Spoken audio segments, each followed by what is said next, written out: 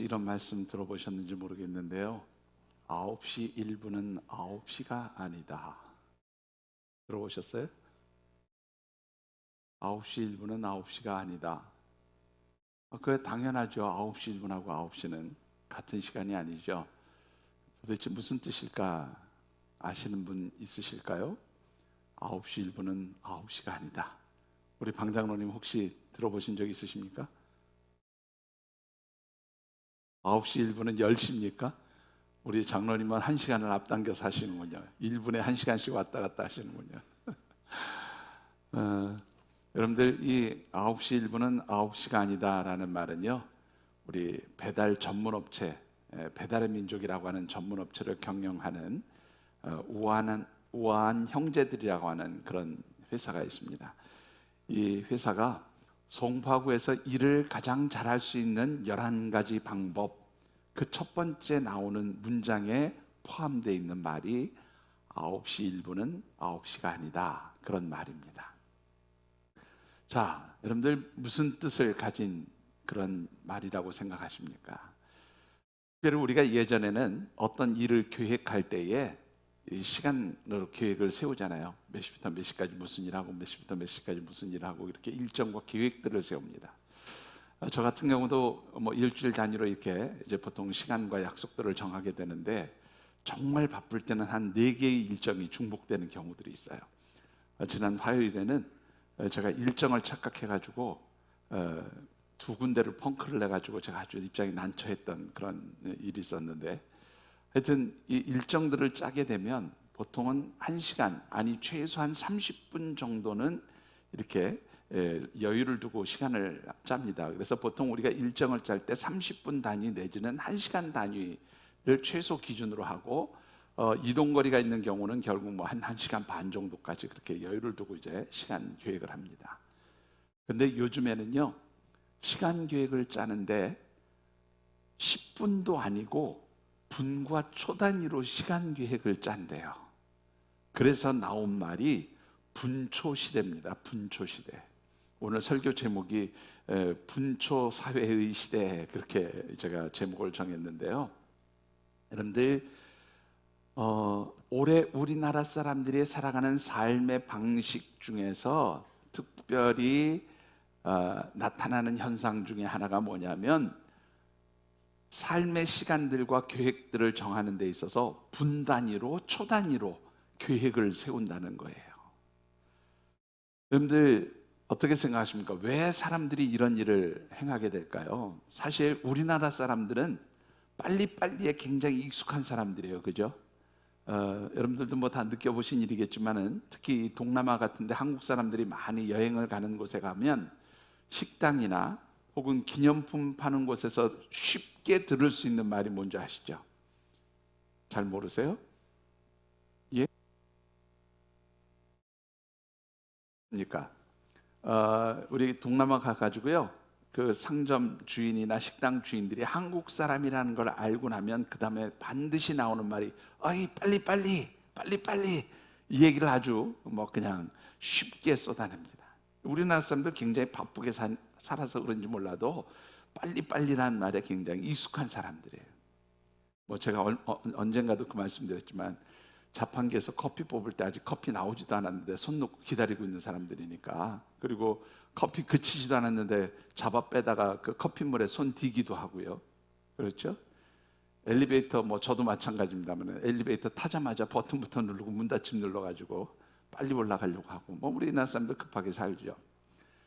그런데 재미있는 것은 우리나라 사람들뿐만 아니라 요즘 전 세계 사람들이 다 빨리빨리 하고 살려고 한다고 그래요. 이게 글로벌화한 그런 삶의 방식이 되었다, 그렇게 이야기합니다. 여러분들 왜 이렇게 사람들이 빨리빨리 살려고 할까요? 이유를 전문가들이 대략 한 3가지 정도 이야기하는데요. 경제 패러다임이 소유에서 경험으로 바뀌었다, 체험으로 바뀌었다, 그런 얘기를 합니다. 무슨 말인지도 이해가 잘 안 되시죠? 옛날에는 많이 소유하고 많이 가진 사람이 부자였어요.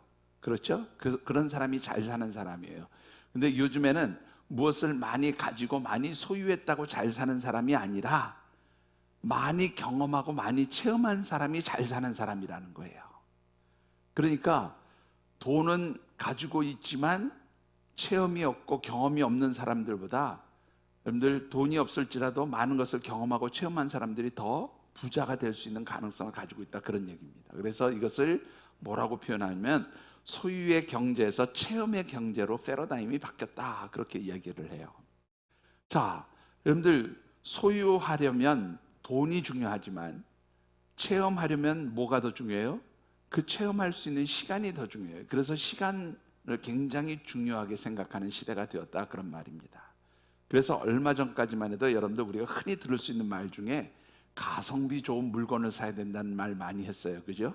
가성비라는 말이 가격 대비 성능이 뛰어나고 좋은 물건, 이런 거 사는 것이 지혜로운 것이다 라고 얘기하는데, 요새는 뭐라고 얘기하냐면 시성비라고 얘기를 해요. 얼마나 내가 투자한 시간이 효율적으로 사용되어지는지 그것을 따지는 시대가 되었다, 그런 말입니다. 자, 이렇게 된 이유, 첫 번째는 조금 전에 말씀드렸던 대로 소유의 경제에서 체험의 경제로 패러다임이 바뀌었기 때문에 나오는 현상이고요. 두 번째로 이런 일들이 벌어지는 것이 뭐냐면 IT 업체들이 만들어내는 여러 가지 전자기기나 삶의 환경들이 사람들을 바쁘게 만들었다는 거예요. 여러분들 얼마나 바쁜지 느끼십니까? 우리나라 사람들 미국이나 저 유럽 쪽 가면 속 터져 죽습니다.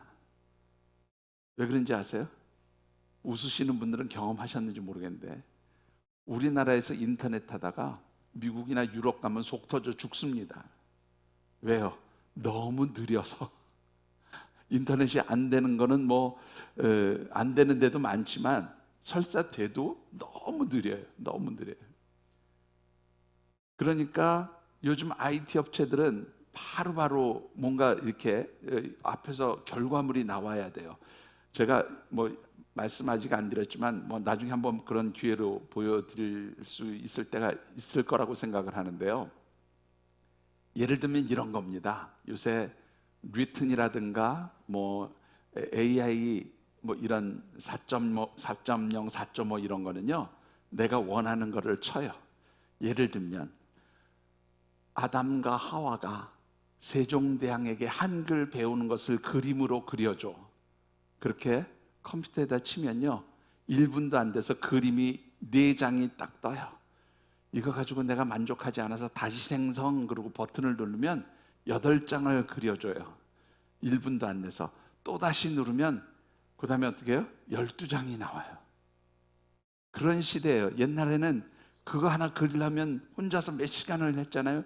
요즘에는 그냥 컴퓨터에다 치면 1분 안에 몇 장씩 나와요. 모든 것이 너무나 빨라진 시대가 됐습니다. 그러니까 사람들이 조급해질 수밖에 없죠.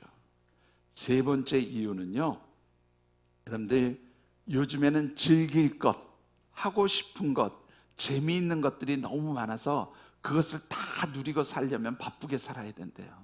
그래서 사람들이 분초 단위로 사는 시대가 되었다, 그렇게 이야기를 합니다. 그런데 여러분들 어떻습니까? 이렇게 바쁘게 사는 것이 긍정적인 요소만 있을까요?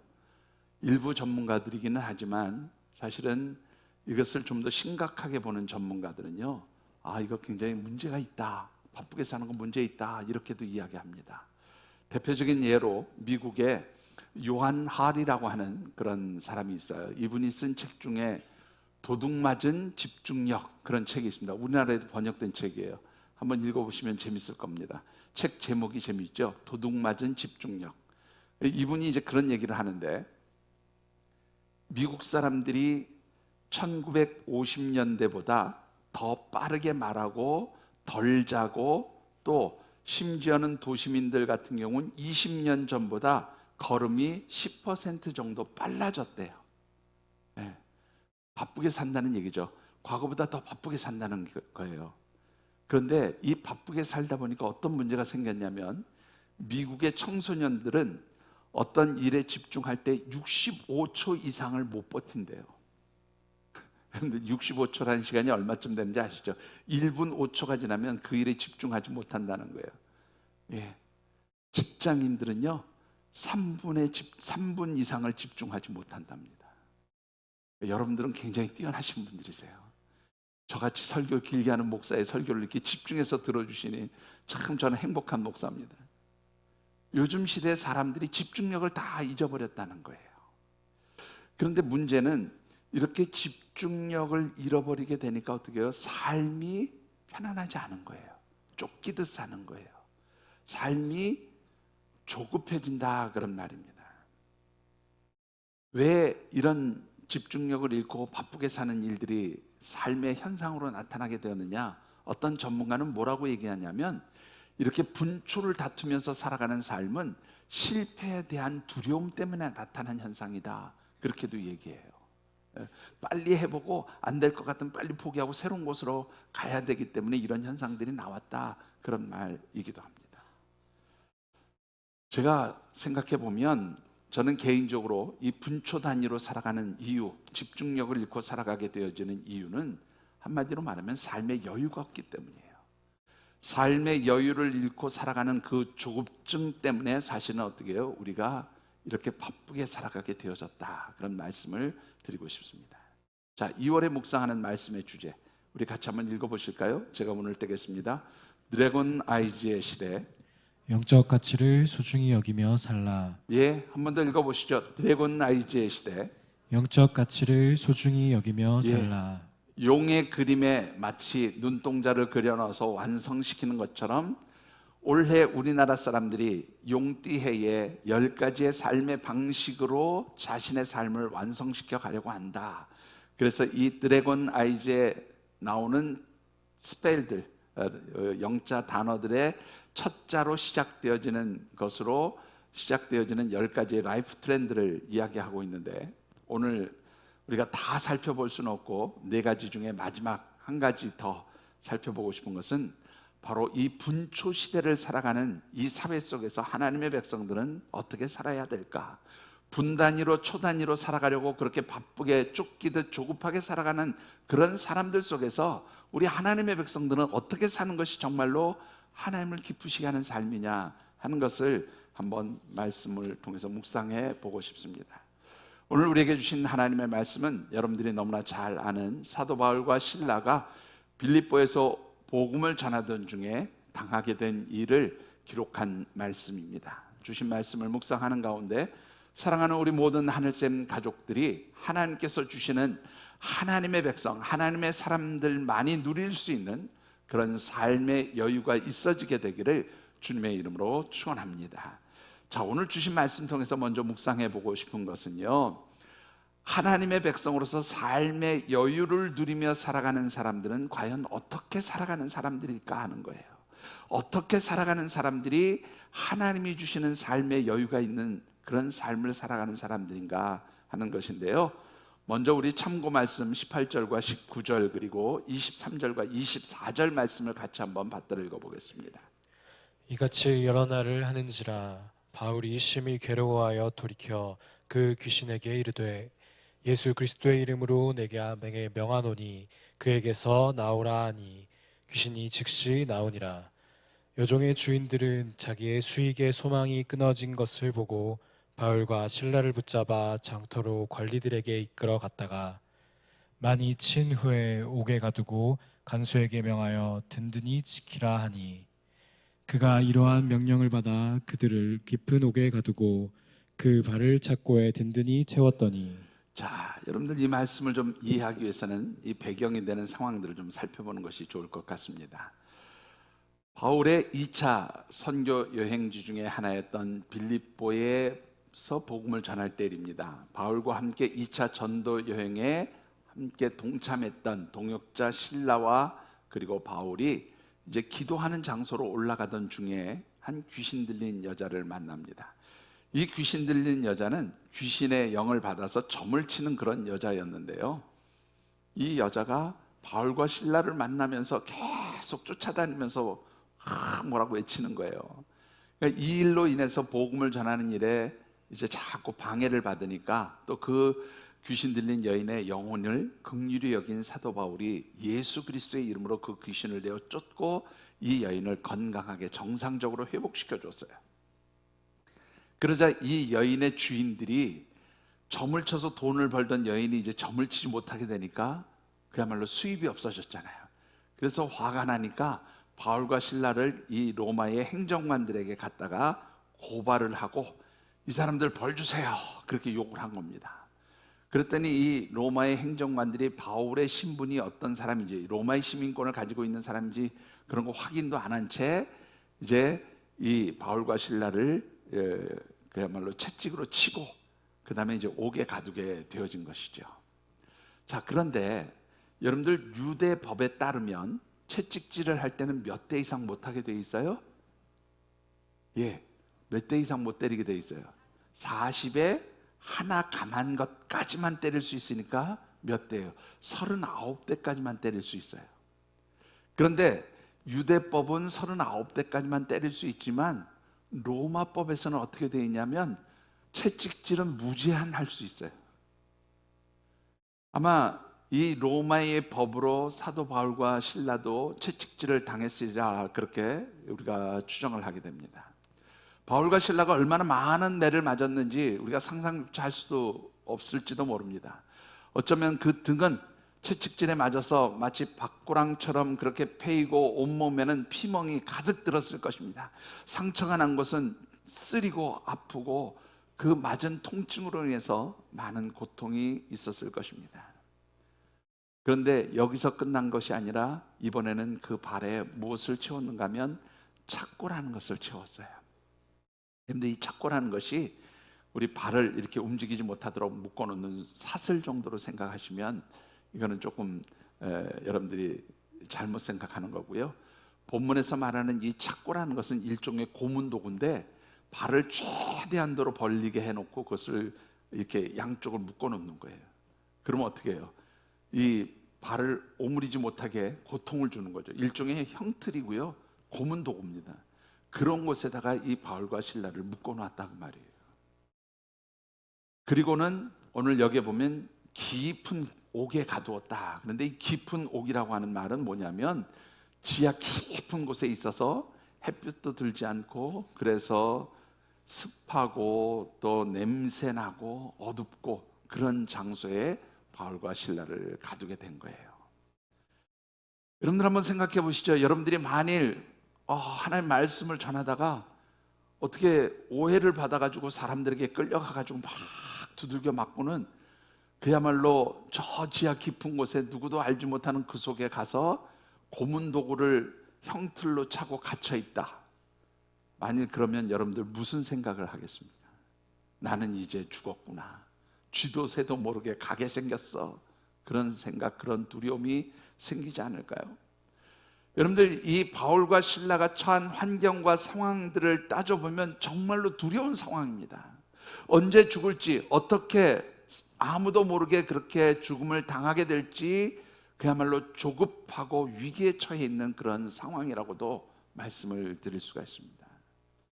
그런데 여러분들 어떻습니까? 이렇게 조급하고 그야말로 위기에 처한 상황 가운데서 바울과 실라가 무엇을 했느냐라는 거예요. 여러분들 25절의 말씀을 같이 받들어 읽어보시죠. 한밤중에 바울과 실라가 기도하고 하나님을 찬송하며 죄수들이 듣더라. 여러분들 여기서 말하는 한밤중은요, 밤 12시 정도를 의미하는 단어입니다. 밤 12시쯤 되었을 때 이 사도 바울과 실라가 깨어 있었던 거죠. 아마 그 맞았던 통증과 아픔 때문에 잠을 이루지 못했던 것으로 보여져요. 여러분들 어디 조금만 아파도 왜 잠 못 자고 아이고 아프다 끙끙거리잖아요. 그런데 여러분들 엄청나게 두들겨 맞고 지하 깊은 곳에 갇혔으니 그 통증, 그 아픔이야 오죽했겠어요? 아마 그런 고통이 있었을 거라고 보여집니다. 그런데 그런 고통 가운데서 사도 바울과 실라가 무엇했다고요? 기도하고 하나님을 찬송하였다, 그렇게 기록하고 있어요.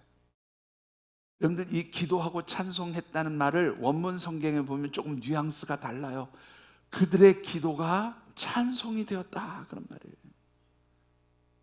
자, 여러분들, 기도가 찬송이 되었다고 하면 이 사도 바울과 실라가 한 기도의 내용은 무엇이었을까요? 여러분들, 사도 바울과 실라가 말이죠, 이런 고통 속에서 어떤 기도를 했을까요? 한번 잘 생각해 보세요. 여러분들, 이 찬송이라는 말을요, 오늘 이 헬라어 원문 성경에 보면 뭐라고 되어 있냐면 휄눈이라고 하는 단어로 되어 있는데, 이 휄눈이 히브리어에서 말하는 찬송으로 얘기하면 야다라고 하는 그런 찬송 단어하고 똑같은 의미예요. 자, 여러분들, 구약 성경 히브리어에는, 구약 성경을 기록한 히브리어로는 찬송을 의미하는 몇 개의 단어들이 있습니다. 가장 많이 쓰는 게 뭐냐면 할랄이라고 하는 단어예요. 한번 따라해 보세요. 할랄. 예, 할랄이라는 말이 찬양하다라는 말인데, 이 할랄에다가 여호와 하나님을 상징하는 단어 야를 붙이면 이게 뭐냐면 할렐루야가 돼요. 우리 차장님이 아주 자주 그 기쁨으로 사용하시는 단어가 할렐루야. 네, 그죠, 장로님? 예, 여러분들, 이 할렐루야는 그래서 말 그대로 뭐예요? 여호와 하나님을 찬양하라, 그런 뜻입니다. 구약 성경에 가장 많이 나오는 단어가 할랄이라고 하는 찬송이라는 단어예요. 두 번째로 많이 나오는 단어가 바로 야다라고 하는 단어인데요, 이 야다라고 하는 단어는 뭐냐면 야드가 손이에요. 여러분들 손을 보시면서 야드, 이게 영어로 보면 무슨 야드, 1야드, 2야드 할 때 그런 것처럼 그 야드라는 그 발음이 똑같은데, 이 야드가 손인데, 이 손을, 야드를 야다 그러면 뭐냐면 손을 들어 올렸다는 말이에요. 근데 왜 손을 들어 올리냐면, 이 야다라는 찬송의 뜻은 뭐냐면 손을 들어 올려서 하나님께 감사로 찬양했다, 그런 말입니다. 그러면 이제 돌아가서 사도 바울과 실라가 기도하다, 그 기도가 손을 들고 하나님 앞에 감사를 드리는 찬양이 되었다, 찬송이 되었다, 그렇게 말하고 있는 거죠. 그러면 그 앞에 기도의 내용은 무엇이었을까? 기도하다가 감사의 찬양을 드렸다고 했을 때 그 기도의 내용은 무엇이었을까요? 여러분들 한번 생각해 보시죠.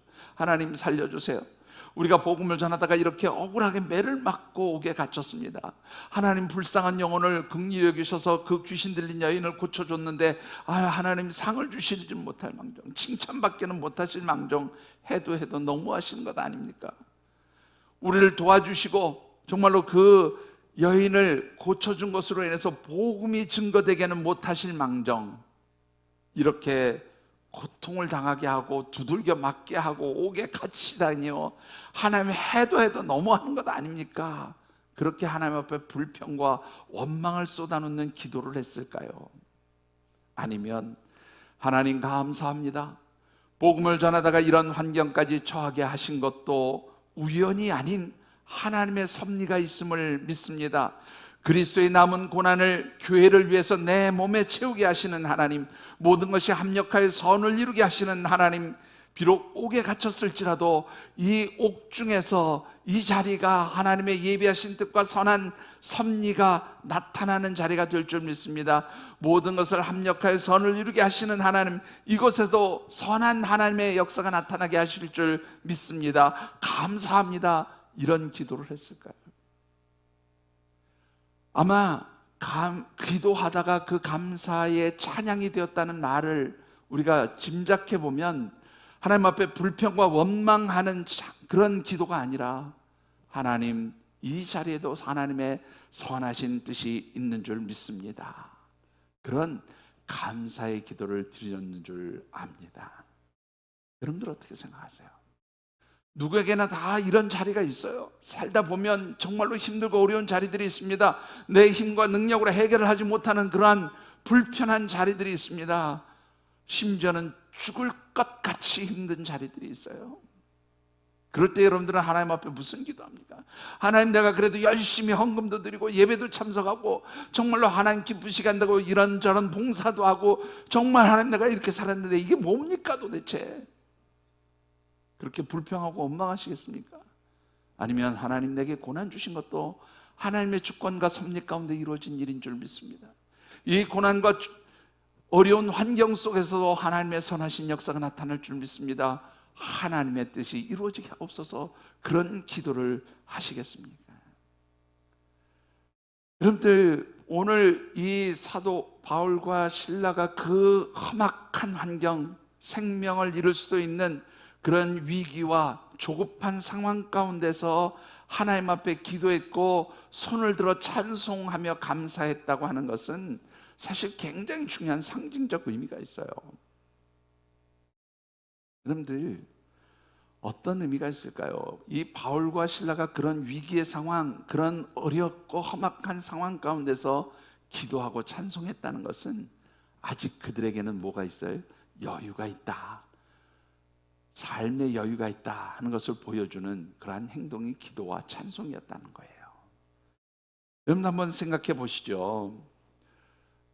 여러분들이 정말로 힘들고 어려울 때에 기도하고 찬송할 수 있는 영적인 사람들이라면 이런 사람들에게는 아주 중요한 영적인 특징들이 나타나요. 아무리 힘들고 어려울지라도 이런 사람들에게는 아주 중요한 영적인 모습들이 나타난다 그 말입니다. 어떤 모습들이 나타날까요? 여러분들, 첫 번째는 어떤 모습이 나타나냐면 하나님의 도우심을 받고 하나님의 선하신 뜻을 믿고 살아가는 사람들, 그래서 위기의 상황 가운데서도 하나님의 선하신 뜻을 믿는 사람들에게는요, 감사가 고백되어져요.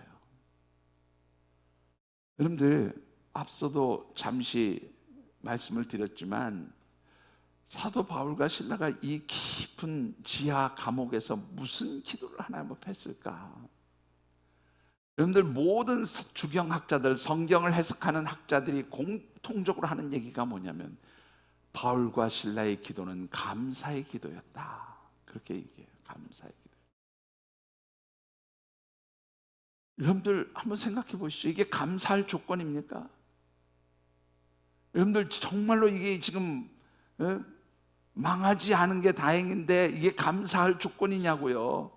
아직 죽지 않은 게 그야말로 믿지 않는 사람들 표현대로 하면 천우신조인데 이게 지금 감사할 조건이냐고요. 그런데 사도 바울과 실라는 그런 환경에 처하게 하신 하나님의 선하신 뜻을 믿었다는 거예요. 그런 환경 속에서도 모든 것을 합력하여 선을 이루게 하시는 하나님의 손길이 나타난 것을 믿고 하나님 앞에 감사했다, 그런 말입니다. 여러분들에게 이런 감사의 기쁨이 있게 되기를 주님의 이름으로 축원합니다.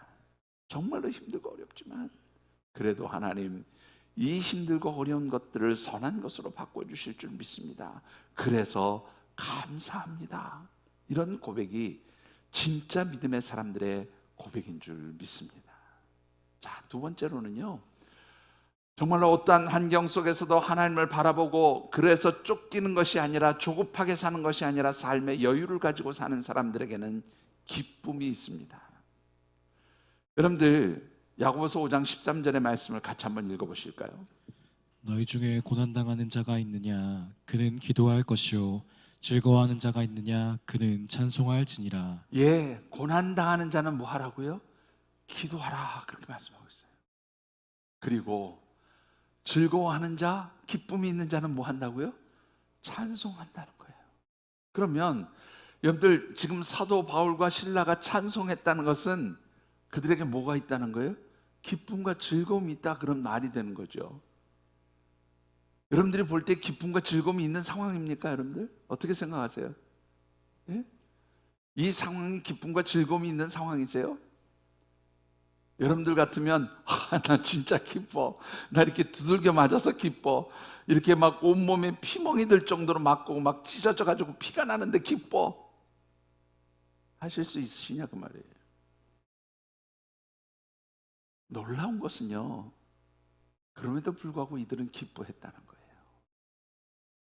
여러분들이 목사님, 여기 어디 기뻐했다는 말이 어디 있어요? 그들에게 기쁨이 있었다는 말이 어디 있어요?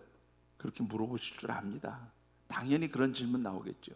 25절 말씀을 다시 한번 같이 읽어보십시다.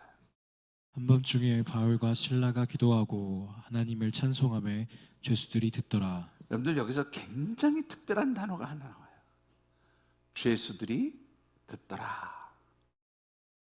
여러분들, 이 죄수들이 듣더라 할 때 이 듣더라 하는 말, 듣다라는 말이요, 신약 성경 전체에서 유일하게 한 번 나오는 말이에요. 헬라어로 에파크로 아오마이라고 하는 단어를 씁니다. 에파크로 아오마이. 한번 따라해 보실래요? 에파크로 아오마이. 밖으로 아오마이.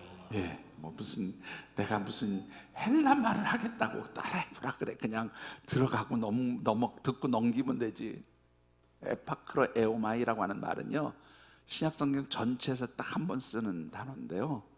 여러분들 보통 들을 때 사용하는, 내가 듣는다라는 말을 쓸 때 사용하는 헬라어 단어는요, 아코라고 하는 단어를 써요.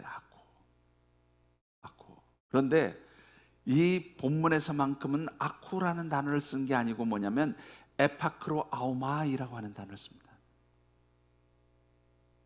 여러분들 이게 무슨 뜻인가 하면요, 기쁨으로 들었다 그 말이에요. 기쁨으로 들었다. 여러분들 지금 에파크로 아오마이 하고 계시지요? 나머지 분들은 그냥 아쿠 하고 계시는 거예요. 에파크로 에오마이 하십니까?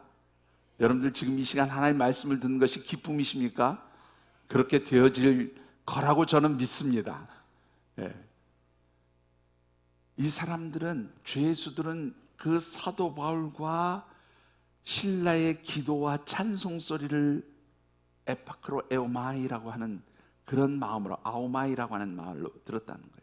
그 얘기는 뭐냐면 기쁨의 소리로 들렸다는 거예요. 여기를 조금 더 확장시켜서 얘기하면 무슨 얘기인가 하면, 여러분들 마치 이 사도 바울과 신라가 기도하고 찬송하는 것이 어떤 아름다운 시를 낭송하는 것처럼, 또 혹은 아름다운 연주를 하는 것처럼 그 속에 기쁨이 가득해 있는 시를 낭송하고 음악을 연주하는 것처럼 그렇게 기쁨으로 들었다, 그런 말이에요. 그 얘기는 역으로 말씀드리면 어떤 얘기입니까? 사도 바울의 신라의 기도와 찬송 속에는 뭐가 있어요? 기쁨이 있었다, 그 말이에요. 기쁨이 있었기 때문에 그 기쁨이 옥중에 함께 있는 죄수들에게 어떻게 해요?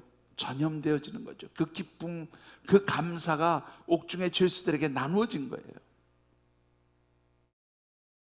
여러분들, 정말로 여러분들의 삶의 자리가 어떠한 환경 속에 있든지 여러분들의 삶에서 기쁨과 감사가 있어지게 되기를 주님의 이름으로 축원합니다.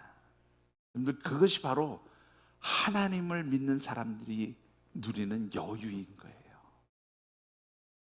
여러분들 잘 생각해 보세요. 바울과 신라가 이토록 고통스러운 환경 속에서 오히려 감사하고 기뻐하면서 하나님께 기도하고 찬송할 수 있었던, 말 그대로 조급하지 않고 쫓기지 않고 이 상황에서 죽을까 살까 어떻게 하면 좋을까 근심하고 염려하고 두려워하는 것이 아니라 정말로 자유함을 누리면서 기도하고 찬양할 수 있었던 그 비결이 뭐라고 생각하십니까? 그 비결이요, 여러분들 17절에 아주 잘 나타나 있습니다.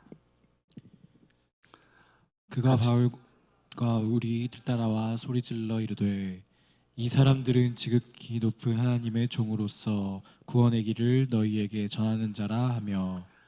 자, 귀신 들린 여자, 사도 바울이 고쳐줬던 그 귀신 들린 여자가 바울과 신라를 쫓아다니면서 계속하는 말이, 저 사람들은 지극히 높은 하나님의 종으로서 구원의 길을 여러분들에게 알려주는 사람입니다. 저 사람들은 지극히 높은 하나님의 종으로서 여러분들에게 구원받을 수 있는 길을 알려주는 사람들입니다. 그리고 계속 떠들고 다니는 거예요. 사도 바울과 신라가 가는 곳마다 그러고 떠드는 거예요. 그러니까 사도 바울과 신라가 복음을 전하고 설교하고 하나님의 말씀을 가르치려고 해도 계속 그렇게 떠드니까 방해가 돼서 복음 전하는 일이 힘들었던 거죠. 그래서 고쳐준 겁니다. 물론 그 영혼을 긍휼히 여기고 또 고쳐준 것도 있죠. 그런데 여러분들 이 말씀 보면 사도 바울과 신라에 대해서 지극히 높으신 하나님의 종, 이런 말을 쓰고 있어요. 여러분들, 여기서 지극히 높으신 하나님이라는 말은 어떤 뜻인가 하면 온 우주 만물 가운데 유일하게 존재하시고 가장 위대하시고 절대자이신 하나님, 전능하신 하나님, 구약적인 개념으로 말하면 엘로힘의 하나님입니다. 불가능한 것이 없으신 하나님, 모든 것을 가능케 하신 하나님, 능력을 행하시는 하나님, 그런 뜻이에요. 그게 바로 지극히 높으신 하나님이에요. 그 지극히 높으신 하나님의 종이 되었다는 말은 하나님께서 그와 함께 하십니다라는 뜻도 있고요, 하나님이 그를 사용하시는 사람입니다, 그런 뜻도 있어요. 그러니까 사도 바울과 실라는 한마디로 지극히 높으신 하나님, 전능하신 엘로힘의 하나님이 함께 하시며 그 두 사람을 사용하시는 그런 사람들이었다라고 말하는 겁니다. 쉽게 표현하면 하나님이 택하시고 쓰시는 사람들이었다, 그런 말이에요. 여러분들에게 묻습니다. 여러분들은 하나님께서 택하신 하나님의 백성들이 맞습니까? 하나님의 종, 하나님께서 사용하시는 하나님의 자녀들이 되었음을 믿으십니까? 그렇다면 여러분들에게 누가 함께 하세요? 하나님이 함께 하시는 줄 믿으시기 바랍니다. 하나님이 함께하는 사람들에게는 어떤 역사가 나타나요? 여러분들 조금 전에 여러 번 반복해서 드린 말씀이 합력하여 선을 이루게 하시는 하나님이에요. 어떠한 환경과 상황에 처해 있을지라도 그 환경과 상황 속에서 하나님의 뜻과 섭리를 이루어 가시는 분이 불가능한 것이 없으신 전능하신 하나님이 하시는 일이에요. 그렇다면 하나님께서 사용하시고 쓰시는 하나님의 사람들을 그 위기의 상황, 조급한 상황, 쫓기는 상황 가운데 쳐넣으셨을 때는 그것을 통해서 이루시고자 하는 하나님의 뜻과 섭리와 계획들이 있는 줄 믿습니다. 여러분들, 그렇기 때문에 하나님 백성들은 어떤 죽음의 위기 가운데 있을지라도 여유가 있는 거예요. 여러분들, 하나님께서 함께 하시는 이런 믿음의 사람들과 그렇지 않은 사람들의 차이가 뭐라고 생각하십니까? 여러분들 한번 27절의 말씀을 같이 받들어 읽어보시죠. 간수가 자다가 깨어 옥문들이 열린 것을 보고 죄수들이 도망한 줄 생각하고 칼을 빼어 자결하려 하거늘. 자, 앞서도 말씀드렸지만 지하 깊은 곳에 있는 감옥입니다. 겹겹이 문이 잠겨 있고요, 죄수들에게는 뭐가 있어요? 착고를 채워놨어요.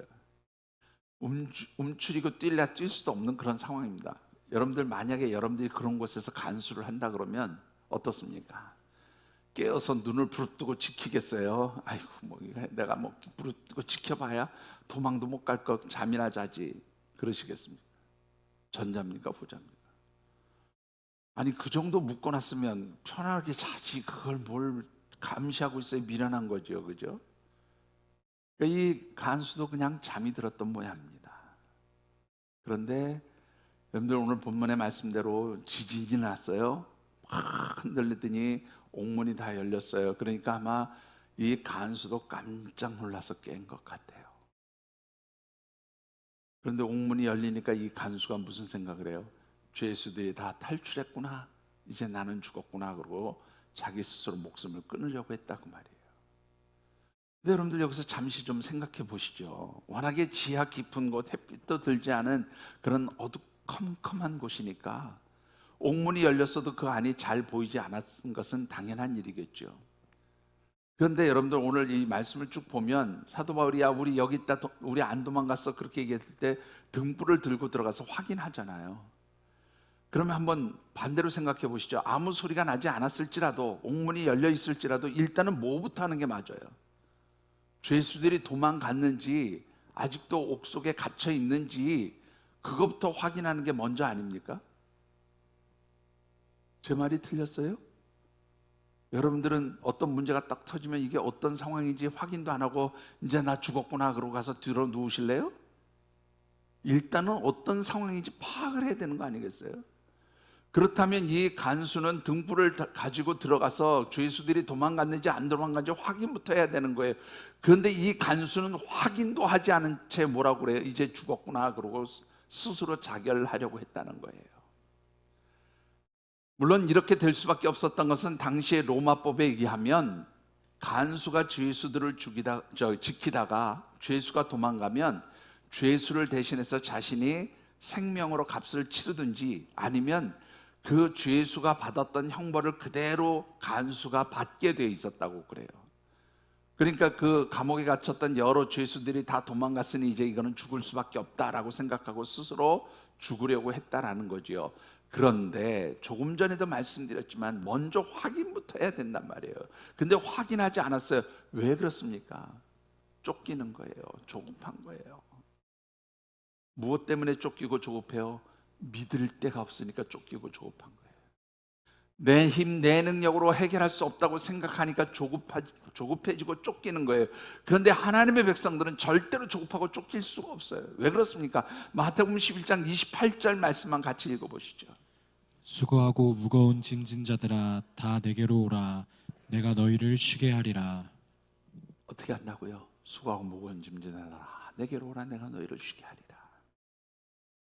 이 예수님의 말씀은 너희들이 지금 직면해 있는 그 모든 문제들, 너희들이 힘들고 어려워하는 그 모든 삶의 환경과 상황들을 누가 짊어지시겠다는 거예요. 내가 대신 짊어지겠다. 내가 대신 해결해 주겠다. 내가 그 문제들을 풀어주겠다. 그러니까 너희들은 근심하지 말고 내게로 와서 편히 쉬어라. 그렇게 말씀합니다.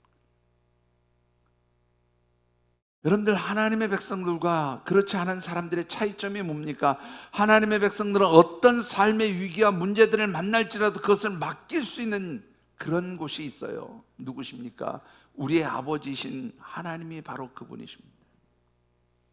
제가 가끔 저희 집아이들 이야기를 하지만 생전, 특히 우리 아들놈은 생전 전화 안 하기로 유명한 아들놈입니다.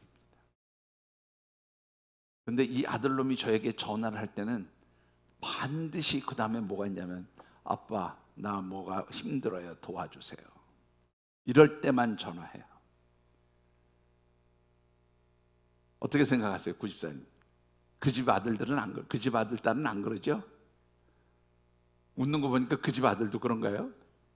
예? 아들 없다고 너무 지금 막 주입사님 맞습니까? 우리 집 아들은 자기가 잘 나갈 때 자기가 힘든 거 없을 땐 생전 전화도 안 해요. 근데 꼭 자기가 해결할 수 없는 문제 만나면 전화해요. 그것도 목소리 쫙 깔고 아빠 드릴 말씀이 있는데요. 그럼 저는 가슴이 철렁해요. 걔가 목소리를 까는 순간 저는 가슴이 철렁해요. 왜? 이게 또 뭔 사고가 터졌나 보다.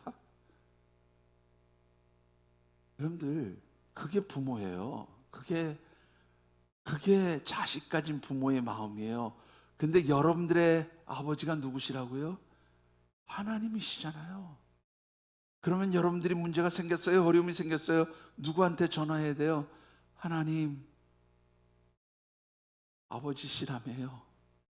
나 이런 문제가 있어요. 이렇게 내 힘으로 해결할 수 없어요. 던져버릴 수 있는 데가 있는 거예요. 맡길 수 있는 데가 있는 거예요. 그러니까 절대로 걱정하지 않아요. 우리 아들놈 보면요, 지는 걱정 하나도 안 해요. 말로만 힘든 것처럼 얘기하지, 제가 보면 지는 하고 다니는 거 다 하고 싶은 거 하고 다녀요. 누구한테 맡겼으니까? 아빠한테 던졌으니까 나는 이제 신경 안 써도 된다. 아빠가 해결할 거라는 거예요. 제가 한마디 하죠. 믿음은 참 좋다. 네? 여러분들에게 그런 믿음이 있어지게 되기를 주의 이름으로 축원합니다. 나는 맡길 때가 있잖아요. 누구? 우리 아버지이신 하나님. 하나님께 맡기니까 더 이상 쫓길 일이 없어요. 초조할 일이 없어요. 두려울 일이 없어요. 왜? 맡겼는데 뭘 걱정해요?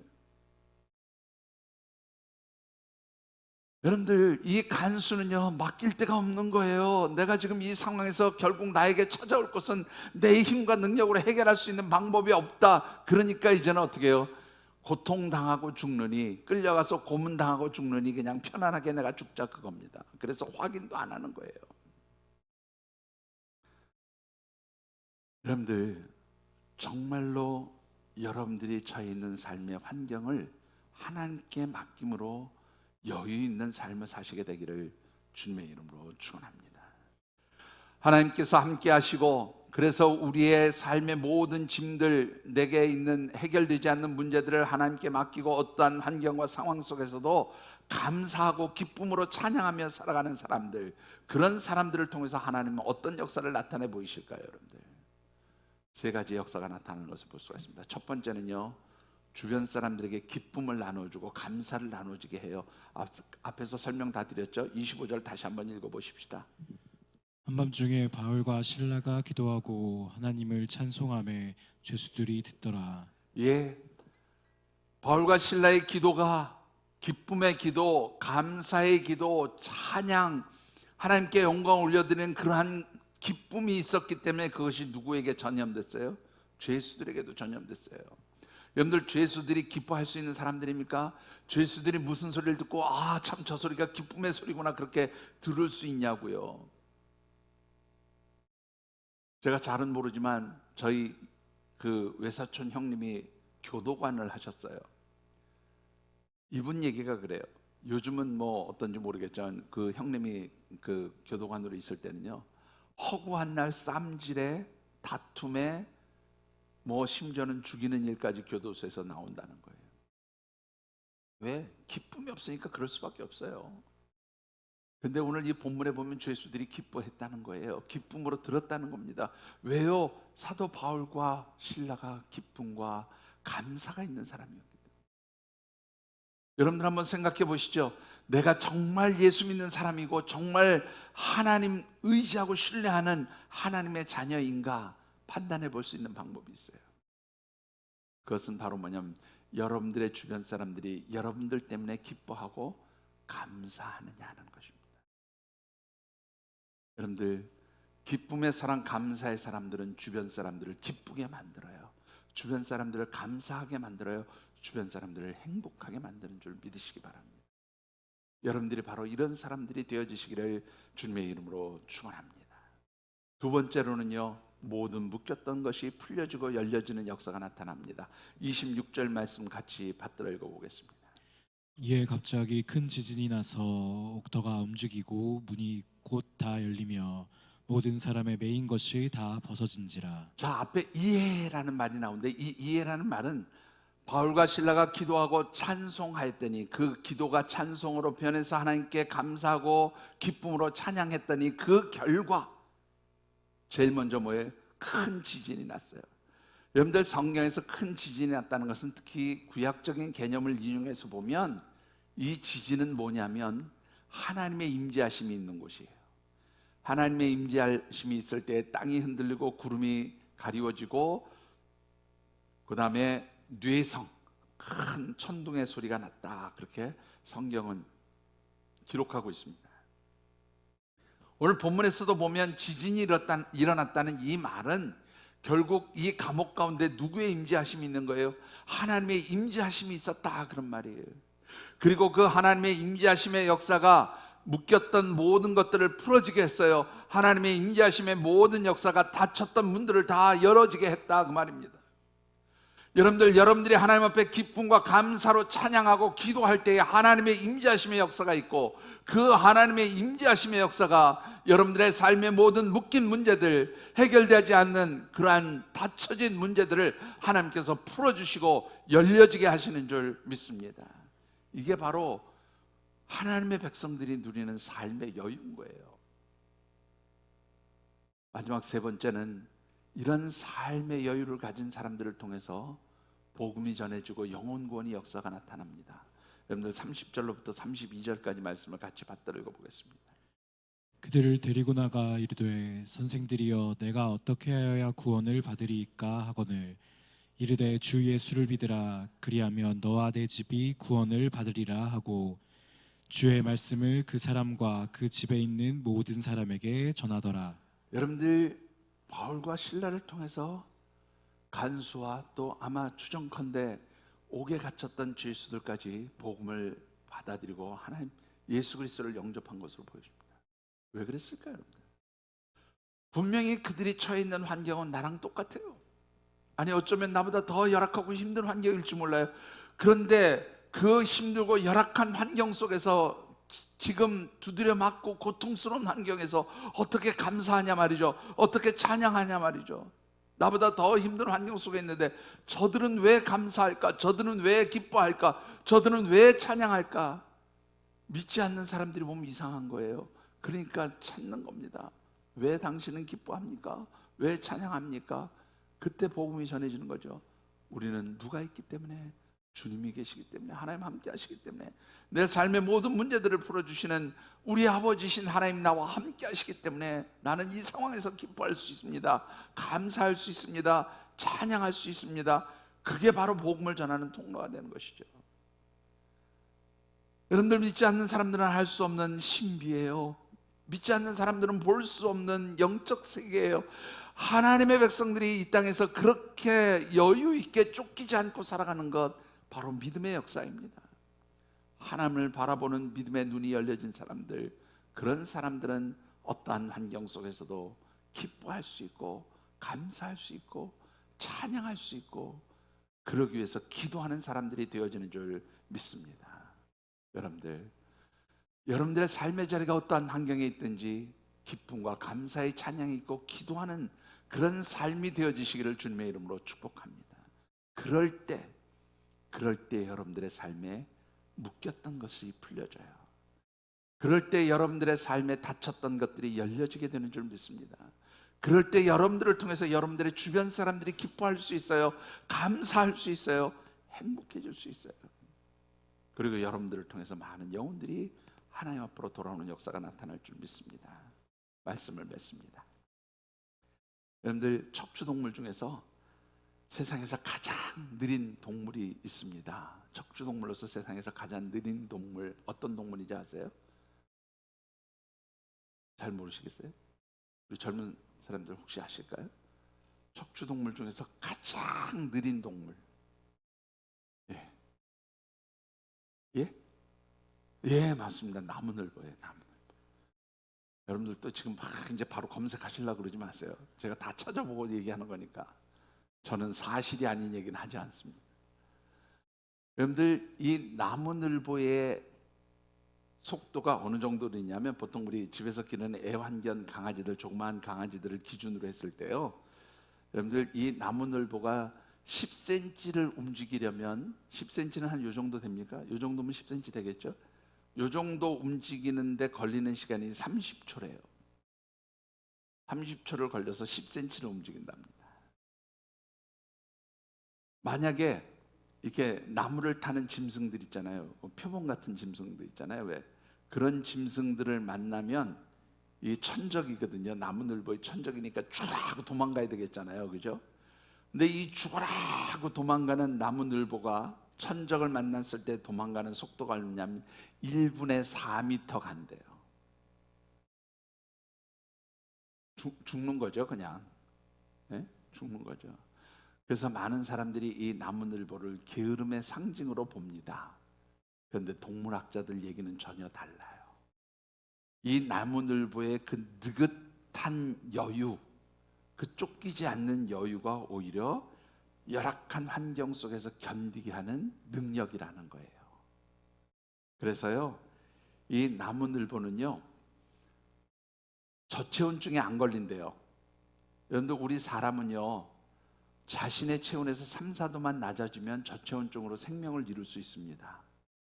여러분들, 우리는 이해가 절대로 안 가는 일이지만 더운 지방에서는요, 갑자기 밤에 기온이 뭐 한 영상 10도, 15도 그러면 진짜로 얼어 죽는 사람이 나와요.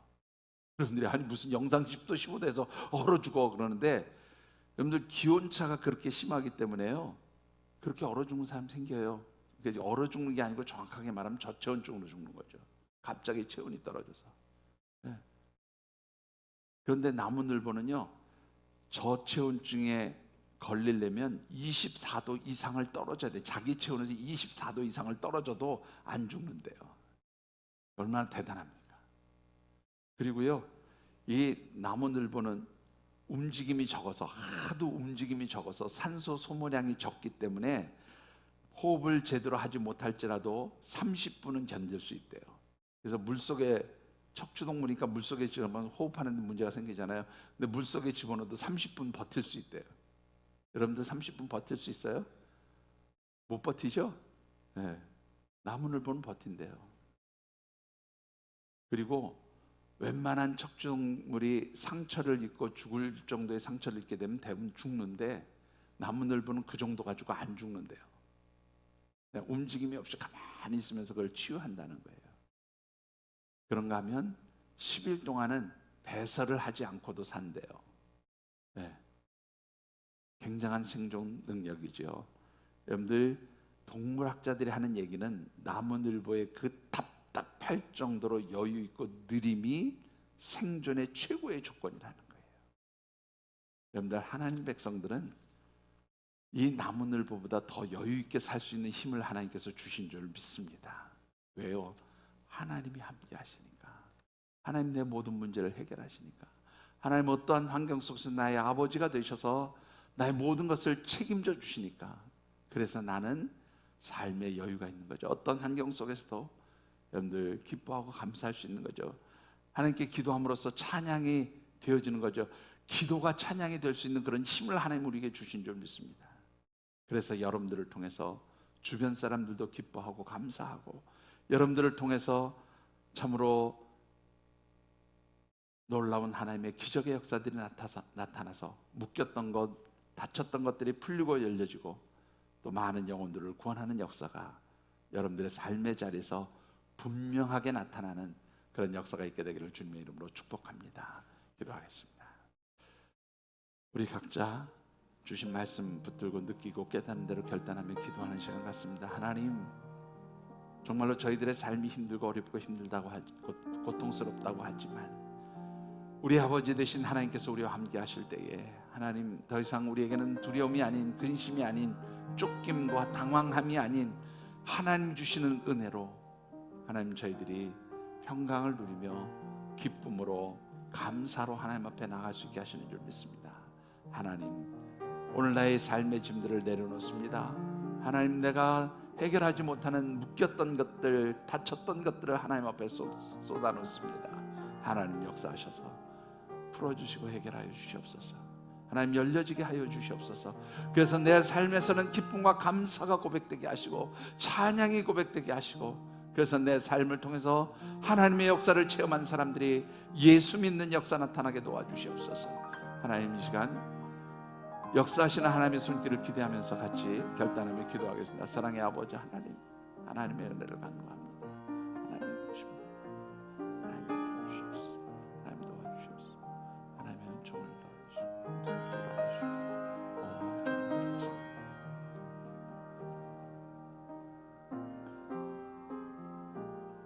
하나님 감사합니다.